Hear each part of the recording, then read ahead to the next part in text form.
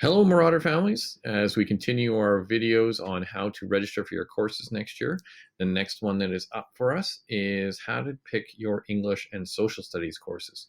The first video, if you haven't seen it, basically went over how you get your 100 credits to graduate from high school. If you haven't looked at that one, please look back at it. And it'll explain what you need to get to graduation, starting from grade 10 all the way to grade 12. So today we're going to talk more about the English program, and some of these graphics get pretty complex, and so I'm hoping this video will help clear up any concerns around it. So in grade 9, you take your language arts 9, and you're going to see some arrows out of that. So depending on your mark, now these are suggestions. We just know that students who get these marks tend to do better in these courses that we've allotted for them. But in the end, you can make the choice you need to for you. If you get over 65% in language arts 9, then the 10-1, English 10-1 is a great route for you to go. Just to be very clear on this, though, if you have hopes of going to university or plans of going to there, you must take the -1 route in English. Every university in Canada and in the US expects you to be in the -1 English route, so that is a must for you. So if that's something you really have to work hard for, make sure you work hard for that. So over 65 in grade 9 LA means English 10-1 is a great spot for you. If you're below 65 and above 50, then English 10-2 is a great spot to start. That doesn't mean that the -1 is over, though, because if you take English 10-2 and get over 70, then you can certainly move back up to English 10-1 that second semester of grade 10, and then you're back into the regular -1 stream after that. -2 is still excellent English. It's just a little less focused on some of the aspects of writing and technical skills you need at the higher level. So that's the way English works in that first year. So you have English 10-1, English 10-2. There is also an English 10-4, which is our K&E English. We would have teacher conferences with families on that, though. So if that's a route for you, it can still be used to march towards graduation. As you can see in the chart, there's ways to get back up into the 30-2. To graduate from high school, you must have English 30-1 or 30-2. So either of those two is possible.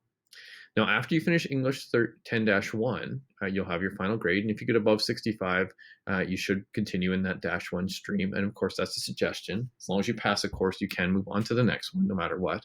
But we just know that if you get over 65, you tend to do better as the courses get harder as you go up in grades. If you get less than 60, we suggest you go move on to 20-2.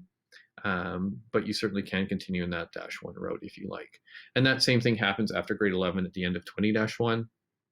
If you get above 65, you can move on to English 30-1, and we figure you will do very well in it. And if you're in 20-1 and you get below 65, English 30-2 could be a better choice. Remembering the whole time, though, that you must have that -1 to go to university. So if this is a struggle for you, this class, then you're going to have to work extra hard to be in that -1 route. So you'll see all the different paths and arrows and stuff you can do. Just a couple clarifications. If you take English 10-2 and you get 90% in it, you can't just go directly to English 20-1. You have to go back up to the English 10-1. So there's no jumping up in a grade. You can always move straight up, but you can't move on a diagonal. So that is English in a nutshell. And I'm going to explain social studies as well, because it is almost identical to English, as you will see. So here's our social studies grid. So you'll see it looks very, very similar. It's social studies 9 at the very start, same sort of guidelines. If you get over 65, we know you'll do best in the -1 route, but of course that is up to you. As long as you pass social studies 9, you can take the -1, and we will see how you do after that. And then the flow chart works exactly the same after that as English did, with the -1s being at the top. Interesting though, for many programs in university, you do not need 30-1 social studies. So you maybe want to look up what is needed for each of those programs so that you can decide if you want to be in the -1 or -2 route for social studies.